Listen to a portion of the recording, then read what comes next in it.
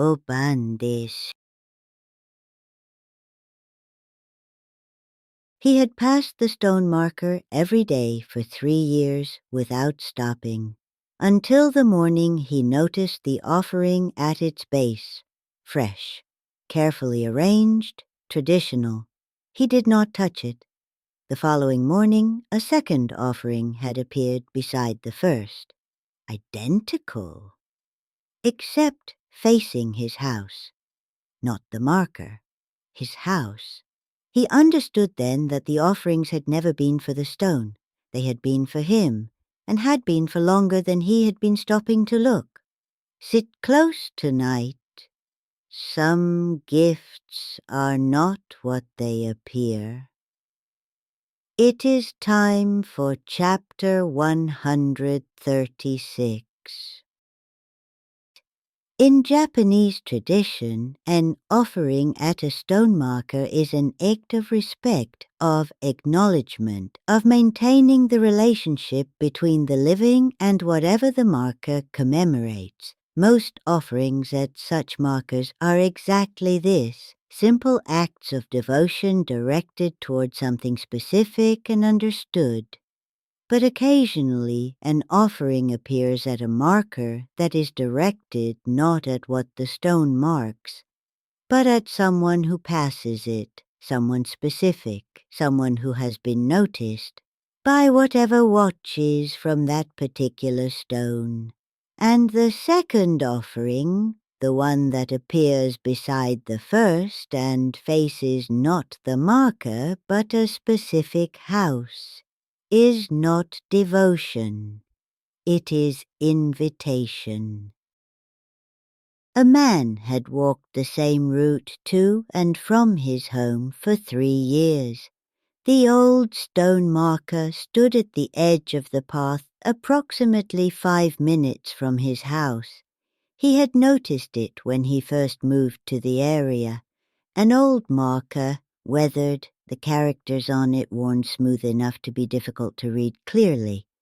He had passed it daily without stopping, without particular thought, until the morning he noticed the offering at its base, small, carefully arranged, the components traditional, food, a small cup, a folded paper, fresh enough to have been placed that morning or the previous evening.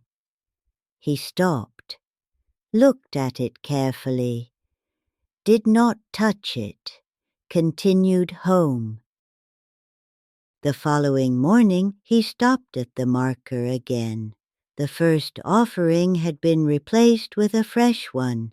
Beside it, a second offering, identical in its components, arranged with the same careful attention, except facing in a different direction from the first. He looked at the direction the second offering faced. It faced his house, not the marker, not the path, his house, specifically. He stood on the path and looked at the 2 offerings for a long time, then continued home. He did not touch either offering. That evening he asked an elderly neighbor about the marker, about its history, about whether anyone maintained offerings there regularly. His neighbor said no, said the marker had stood there for generations, said no one in living memory had maintained offerings at it. If these stories have found their way to you, if you find yourself returning to this quiet room, there is something small you can do, like and subscribe. It tells me, and whatever else watches from this room, that you were here, and that you intend to find your way back. He found the answer not through any deliberate search, but through the old kimono his landlord had left folded in the storage room when he moved in. He had meant to return it, never quite got around to it. On an evening when curiosity finally outweighed hesitation, he unfolded it carefully, tucked inside the lining, stitched in with deliberate care, was a single folded document. Old paper, careful brushwork. The characters on it, once he had them read by someone with the relevant knowledge, referred to a boundary, an old designation for the edge of something, a property, a jurisdiction, a territory, that had not existed in that form for several centuries. The marker was not commemorating a person or an event. It was marking a line between what was on one side of it and what was on the other. He stood holding the kimono and thought about which side of that line his house was on, and about the offering that faced it, and about what might make an offering to someone living on a specific side of a very old boundary. I wonder, have you ever noticed something on your daily route that seemed directed at you specifically? Something placed, something arranged, something that could not have been coincidental in its positioning relative to where you live or where you walk? Perhaps you passed it without stopping. Granny is always listening.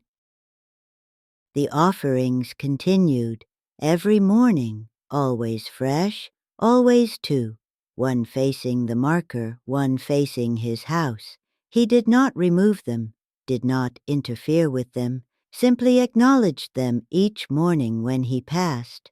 A small nod, a recognition, the way you acknowledge something that has acknowledged you.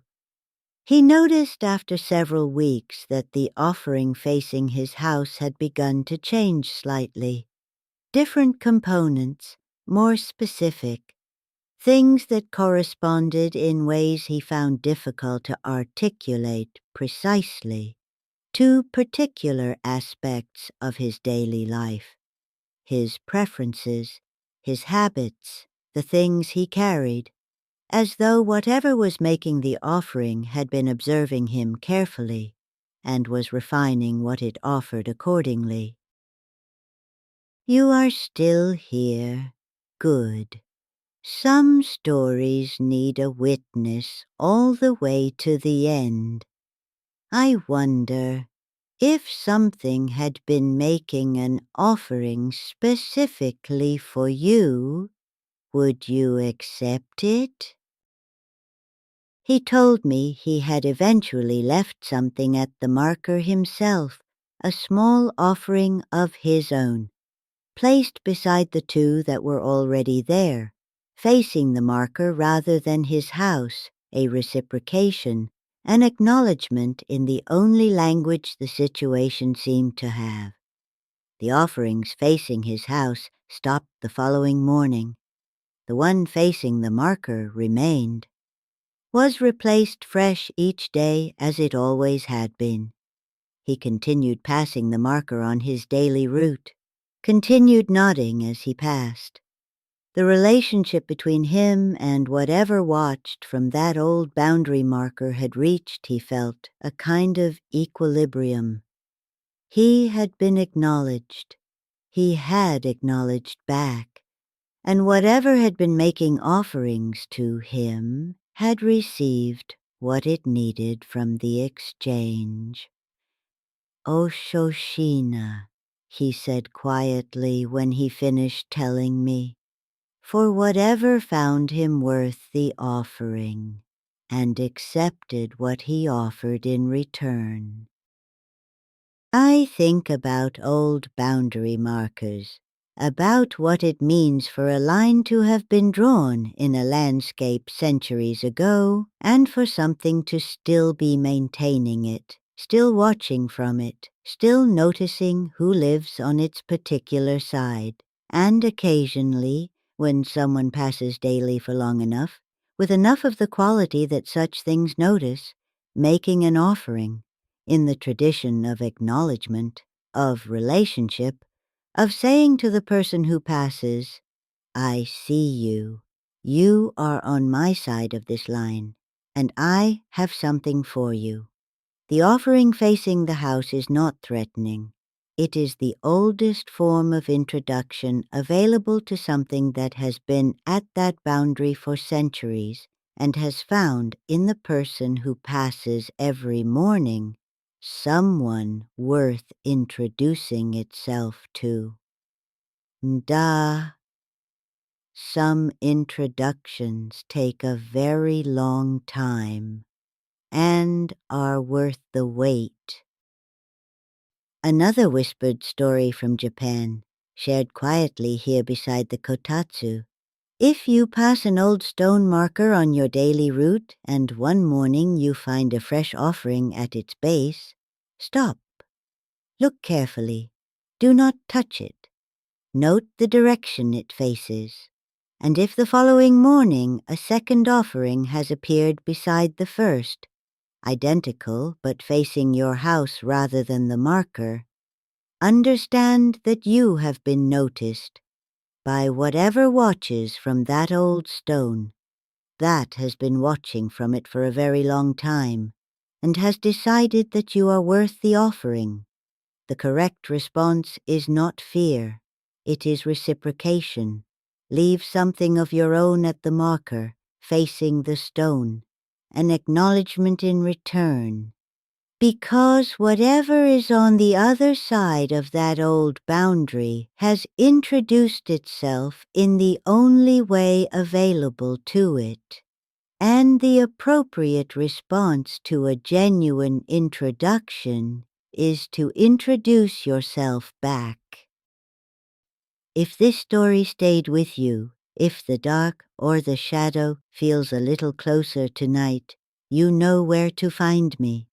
I am always here beside the kotatsu, watching, waiting. And if you wish others to find their way here too, there is something small you can do. Like and subscribe. I would not object.